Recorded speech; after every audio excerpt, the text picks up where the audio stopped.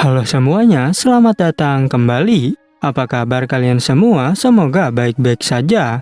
Pada video kali ini, kita akan membahas spoiler lanjutan dari Journey to Immortality Season 3. Baiklah, daripada kalian semua penasaran, mari kita mulai saja pembahasan spoiler lanjutan untuk episode kali ini.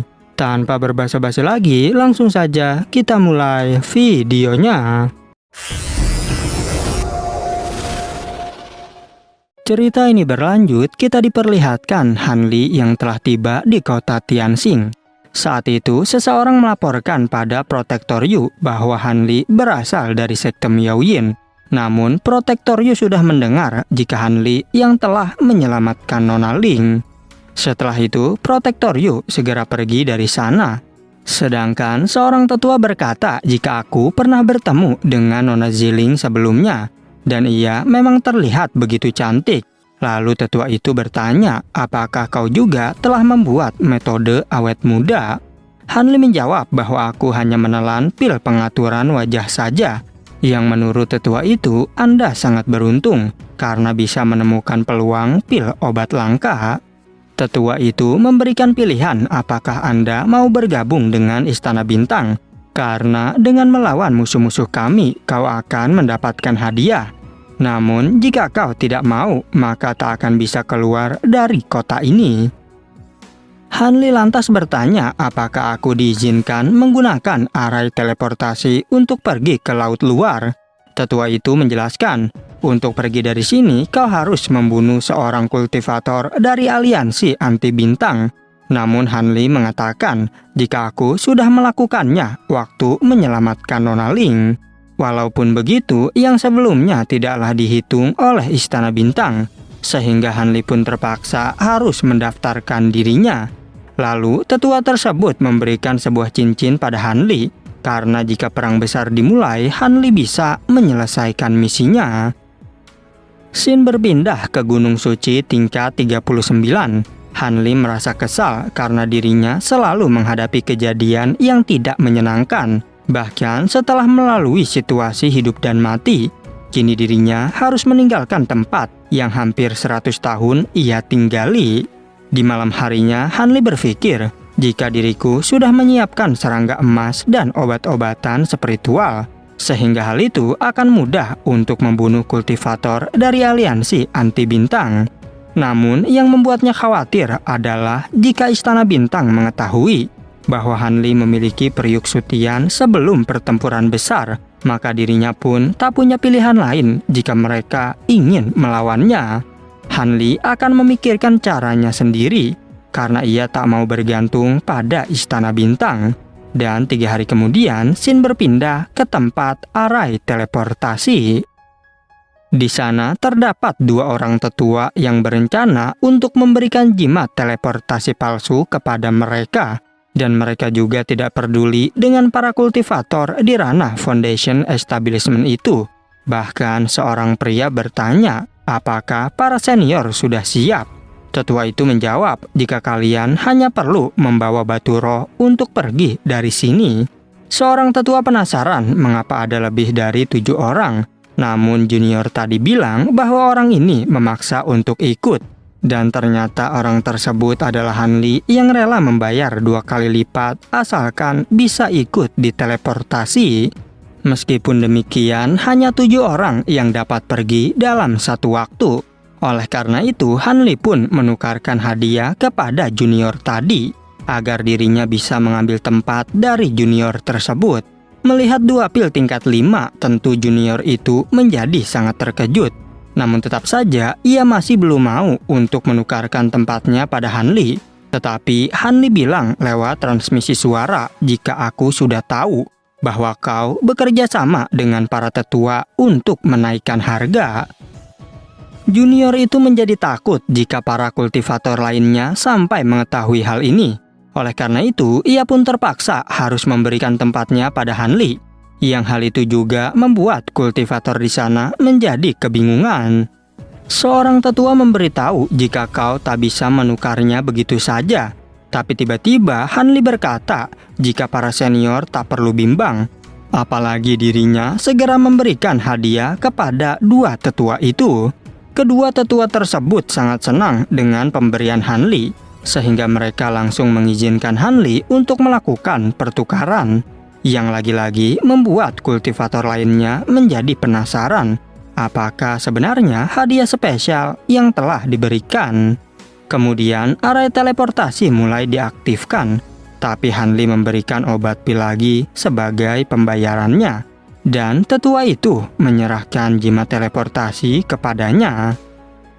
Setelah mereka pergi dari sana menggunakan teleportasi, seorang tetua bertanya, "Mengapa kau malah memberikan mereka jimat yang asli?" Temannya menjawab, "Jika aku memberikan yang palsu, maka mungkin kepala kita sudah terpenggal, karena pria yang memberi kita barang spesial tadi adalah seorang kultivator Nasken Soul." Dua tetua itu menjadi sangat ketakutan setelah mengetahuinya. Apalagi ternyata sekalipun Hanli bukanlah Nasken Soul, setidaknya dia berada di core formasi tahap akhir, yang rupanya selama ini orang itu sudah menyembunyikan kekuatannya. Tetua itu baru menyadari saat dirinya mengaktifkan arai teleportasi. Hanli menggunakan kesadaran spiritualnya untuk memeriksa. Bahkan kucing spiritualku sampai ketakutan saat melihat aura dari orang tersebut. Penatua Gu berkata, pantas saja Hanli memberikan kita hadiah yang sangat bagus, sebab dirinya adalah salah satu pemilik kekuatan dari Nasken Soul. Oleh karena itu, mereka pun khawatir jika informasi ini sampai bocor, maka nyawa mereka berdua akan menjadi taruhannya. Seorang junior tadi berjanji bahwa aku tak akan bilang pada siapapun. Namun, dua tetua itu tak peduli dengan perkataannya. Bahkan mereka langsung membunuh junior tersebut saat itu juga. Setelah membunuhnya, tetua itu mengatakan bahwa membunuhmu adalah taruhan terbaik kami, dan mereka tidak peduli siapakah senior Nasken Soul barusan. Lagi pula, mereka telah mendapatkan hadiah spesial. Scene berpindah ke para kultivator yang telah tiba di lautan luar. Di sana ada seorang pria bernama Suyun yang bertanya, apakah benar aliansi anti bintang sudah menyatakan perang? Tapi seseorang menjawab jika itu hanyalah rumor saja. Apalagi kami diteleportasi ke sini karena tidak ingin ikut campur masalah tersebut. Suyun menjadi kesal karena ia tidak bisa balik ke sana, padahal dirinya telah mengumpulkan bahan-bahan untuk membuat pil. Tapi kalau begini, ia tidak bisa kembali tepat waktu. Yijing bertanya, bisakah Anda menunjukkan Pulau Strange Abyss pada kami? Suyun menjawab, tentu saja dengan bayaran yang setimpal akan kulakukan. Oleh karena itu, Suyun pun mengajak mereka untuk berkeliling. Singkat cerita, tibalah mereka di Pulau Strange Abyss di kota Black Rock. Namun tiba-tiba saja Yijing terkejut melihat situasi di sana. Karena sepengetahuannya, pulau ini hanyalah pulau biasa seperti pada umumnya. Mereka tak menyangka bagaimana mungkin terdapat banyak wanita cantik di pulau ini. Suyun menjawab, itu karena informasi yang kau dapatkan adalah palsu. Apalagi semua orang di pulau ini diperintahkan untuk tidak memberitahu siapapun. Diketahui tempat ini diatur oleh kekuatan yang sangat besar. Bahkan Istana Bintang saja tak berani untuk menyinggung mereka. Dan sejak kalian masuk ke sini, maka kalian telah dalam pengawasan. Hanli terlihat khawatir dengan situasi saat ini. Suyun memberitahu bahwa di pulau ini terdapat jurang yang dipenuhi binatang spiritual. Bahkan dikatakan binatang spiritual tingkat 8 telah muncul di sana. Itulah sebabnya 4 aliansi bisnis besar mengambil tempat ini untuk mereka sendiri. Kekuatan misterius di sini mulai melakukan pertempuran dengan aliansi bisnis. Pada akhirnya mereka harus meminta bantuan Istana Bintang untuk mediasi. Yang kemudian kekuatan misterius tersebut menjadi pemegang kendali pulau ini. Suyun berkata, jika kalian bisa mengikuti aturannya, maka tempat ini akan menjadi surga bagi para kultivator.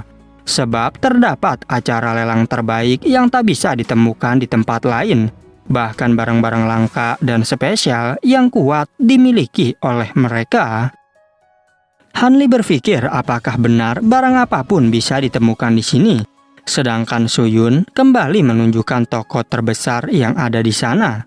Namun Hanli memberitahu bahwa aku masih ada urusan lain, sehingga ia pun pamit kepada mereka untuk segera pergi.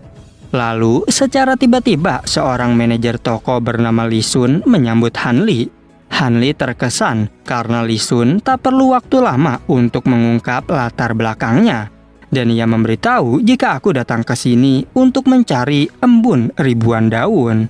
Seorang pelayan bertanya apakah Anda ingin melihat kitab dari giok yang berisikan tentang informasi embun itu. Hanli tentu saja penasaran dengan kitab tersebut. Apalagi Lee Sun menjelaskan jika Anda tak akan kecewa, karena pelayanku mengetahui banyak hal tentang pil dan obat dari zaman kuno.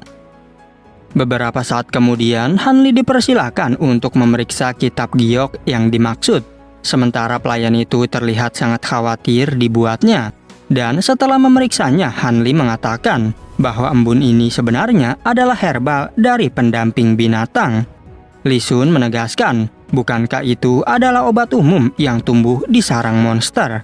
Hanli memberitahu jika tumbuhan ini bukan berasal dari sarang monster biasa, tetapi ia tumbuh di sarang monster binatang level 8.